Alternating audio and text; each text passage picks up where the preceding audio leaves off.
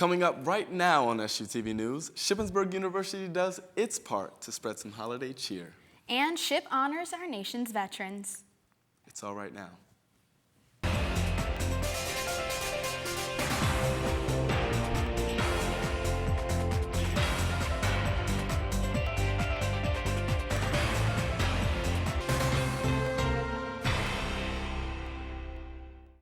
Hello and thanks for joining us on SUTV News. I'm Holly Harrer. And I'm Laquan Chapman.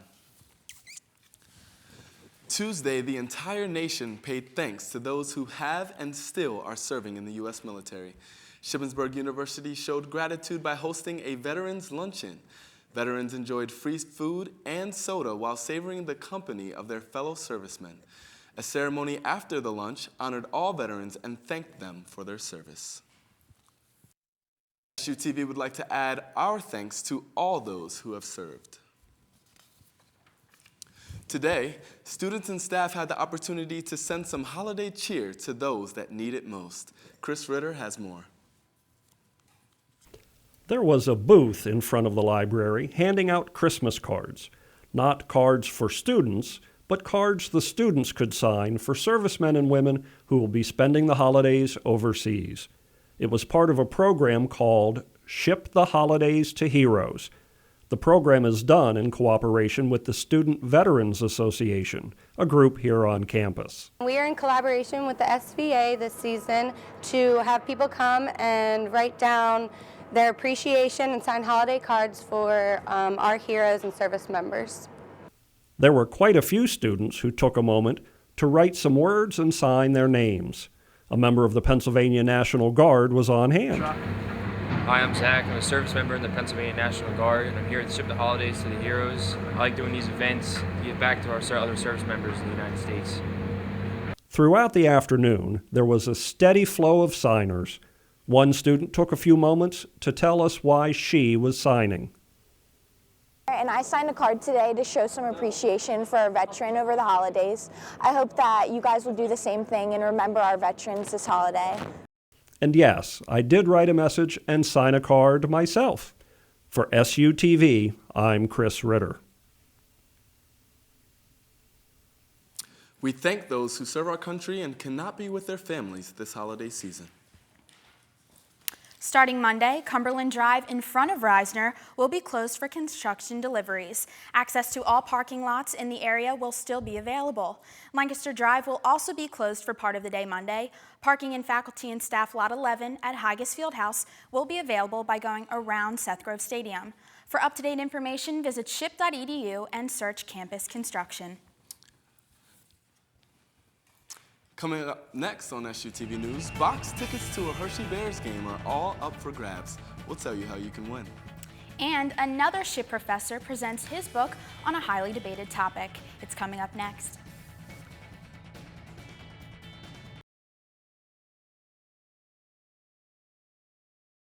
Most people cringe when they hear news of different crimes occurring in our neighborhood. But what many of them don't know are the other ways certain crimes make a big impact. One SHIP professor takes a closer look at these impacts and how they affect people. Dr. Billy Henson, professor of criminal justice, writes in his book, Fear of Crime in the United States, of the numerous crimes people fear. Henson's research for his book comes from people of different ages and backgrounds. He discusses the many consequences people can face when fearing crime. You can look for his book to hit shelves soon. Dr. Harris, professor of English, read his newly published book today in Dolphin Humanities Center. His book, Slouching Toward Gaytheism, talks about the ways LGBT individuals face Christianity in America. The book argues that homophobia will not be eliminated in the U.S. until religion is ended. His book is now available for purchase on ebook, hardcover, or paperback. SHIP Dining Services is having a contest for students to win 4 free box seats to a Hershey Bears game. To enter, you must buy Lipton, Pure Leaf, or Brisk tea products in combination with any Fritos chips from the Cub. The game is November 23rd and the promotion ends November 19th. For more information, stop by the Cub information desk within the next week. Today's college experience isn't just for the young, but also for the young at heart. Colleges and universities across the nation are seeing a steady growth of non-traditional students. The rise is due to adults returning from the military service and due to the economy. With some adults becoming unemployed, they are returning to school to continue their education. SHIP alone has over 500 non-traditional students. This is a reminder to everyone that you can never stop learning. From a home invasion that reminds us of the dangers of firearms to Barack Obama and foreign affairs, here's John Schaefer with your World News Update. A Wisconsin family is grieving the loss of their daughter after two gunmen opened fire on their home Saturday night. The 8-year-old was in watching TV when stray bullets began to fly, one bullet making contact with her head. Police believe the home was targeted but are unsure why. Police also said that the shooters most likely had the wrong house. They are still investigating the details of this crime, while the community has since come together to find the girl's killer themselves. President Obama has been directing himself towards foreign policy this week after making a trip to China. The president landed in Beijing Monday morning, where he spoke at the Asia-Pacific Corporation. He said the future of the United States is intertwined with Asia and that the U.S. wants to be as best an ally as it can to those overseas. The president also made his way to Indonesia and Myanmar. He is the first president to visit Myanmar for political discussion. The abduction of 43 Mexican students has one town going to arms. In Textila, Mexico, citizens have begun an armed search team. The team is searching for the missing students who were abducted by the hands of a rival gang. Mexican police believe the students are dead and have refused to help in the search. More than 200 regular everyday people have been recruited and armed to search for those students. Although the search is dangerous, they believe the students are still out there and are stopping at nothing to find them. Well, that's all for your world news this week. Let's send it back to the desk.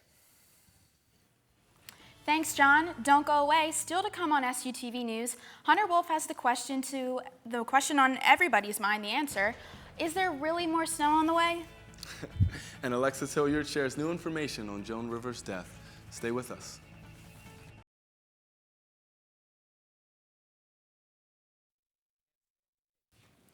Laquan, can you believe that it actually snowed today? So cold, and we've had so many warm days, it's crazy. I know, snow on the way, I can't believe it either. But luckily, Hunter Wolfe is here to tell us what we can expect within the next few days. Hunter, let's hear it. Temperatures are dropping and cloudy skies are rolling in. Let's take a look at your forecast for the week.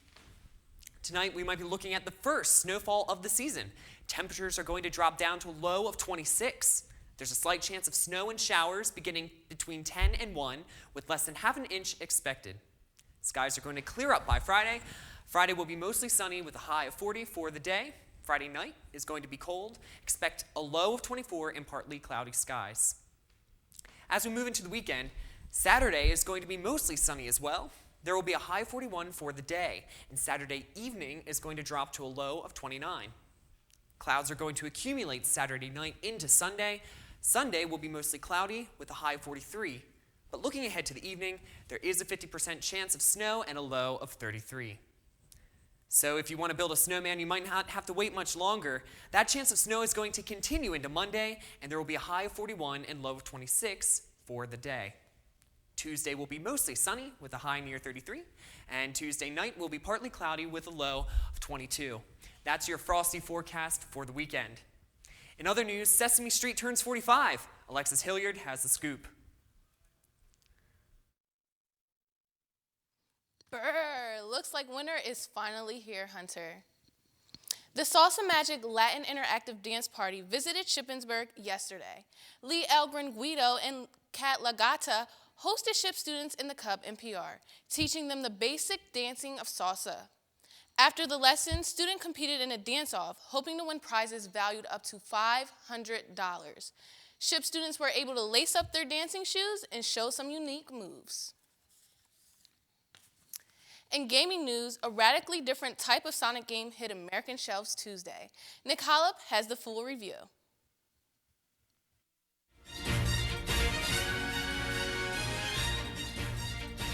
Sonic the Hedgehog is usually synonymous with high-speed platforming.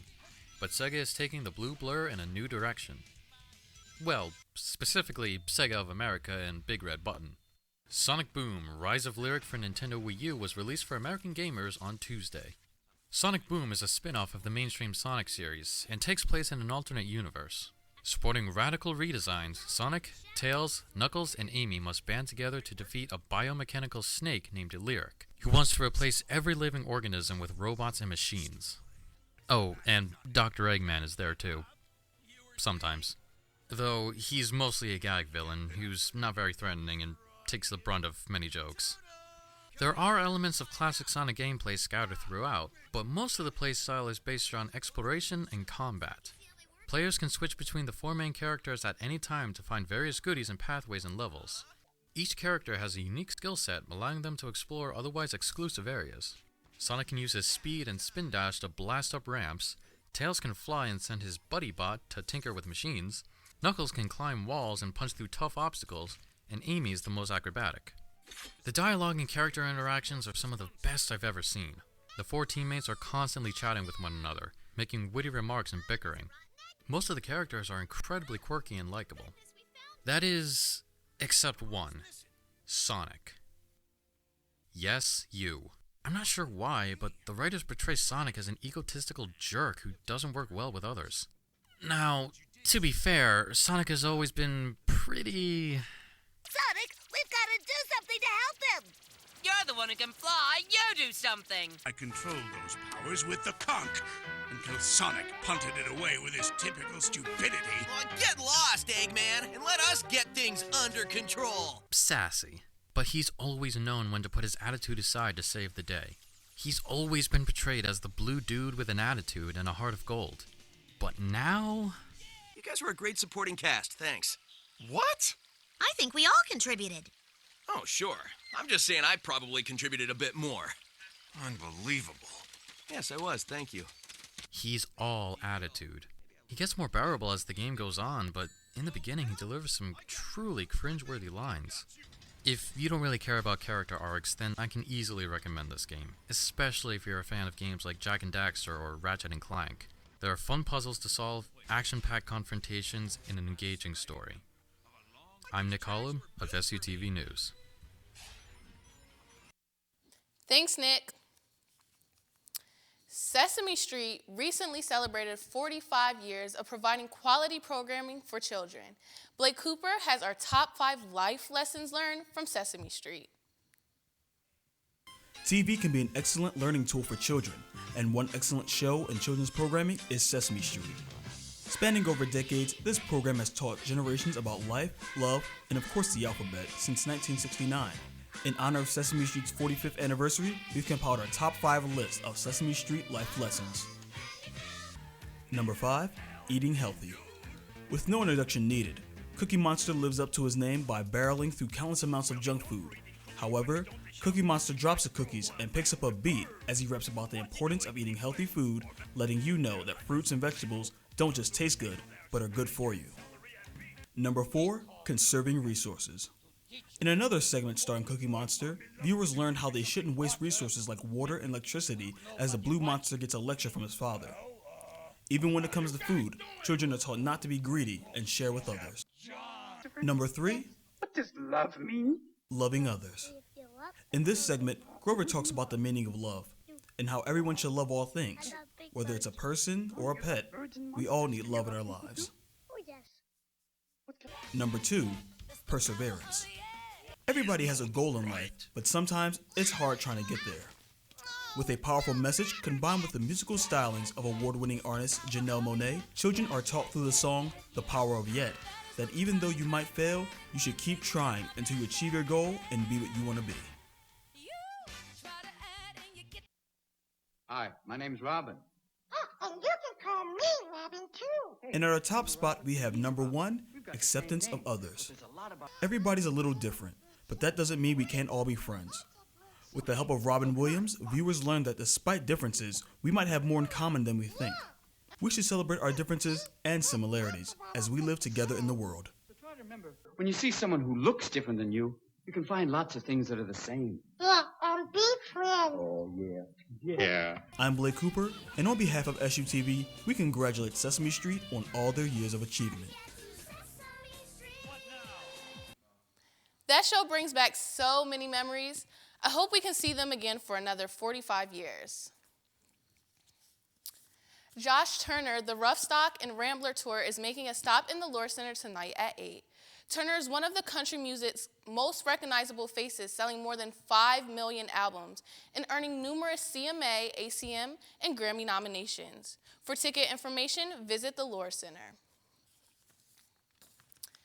Joan Rivers' death is raising a lot of questions. After passing away from complications of a minor surgery, investigators have turned to Rivers' medical team for answers. It turns out investigators found conflicting information in Rivers' medical records regarding the amount of propofol she was given. The Yorkville Endoscopy Clinic was faulted for allowing a surgeon who was not a member of the staff to perform scoping procedures on Rivers. Rivers' death is still under investigation. That is it for entertainment news today. Let's head back to the desk with Holly and Laquan.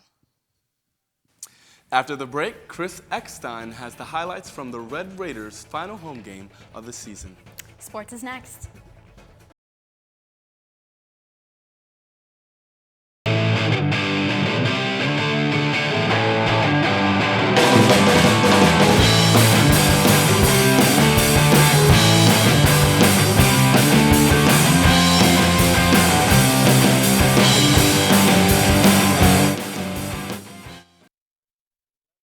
Seniors came into Saturday's matchup with Kutztown, hopeful to get one last win at Seth Grove Stadium.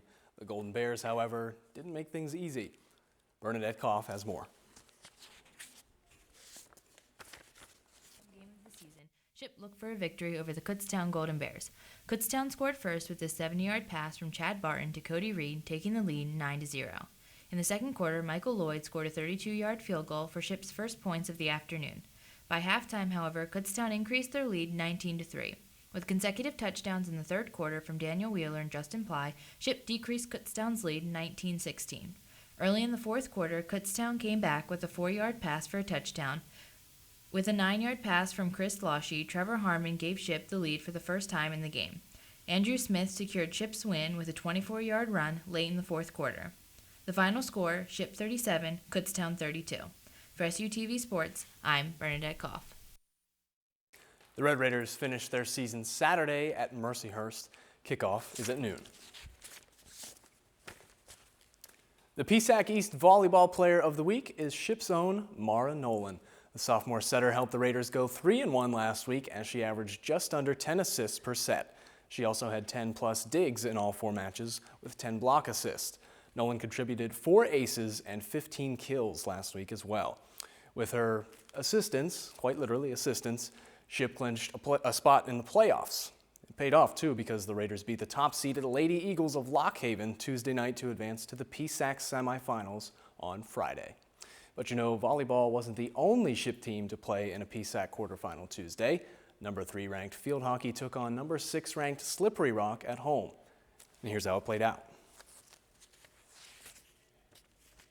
It's not always about how you start, but how you finish. In Ship's case, it was a little of both. Just a minute, 4 seconds in, and Lucy Kaufman sends one toward the goal. A deflection off a Rock player, and Ship has a 1-0 lead.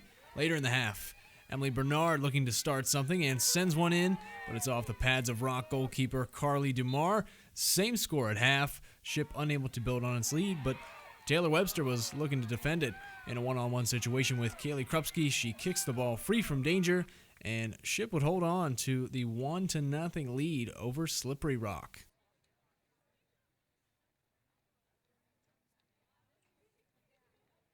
The Raiders face Millersville Friday at 3:30 in Westchester. Now keep in mind, Ship has split a pair of 1-goal decisions with Millersville already this season.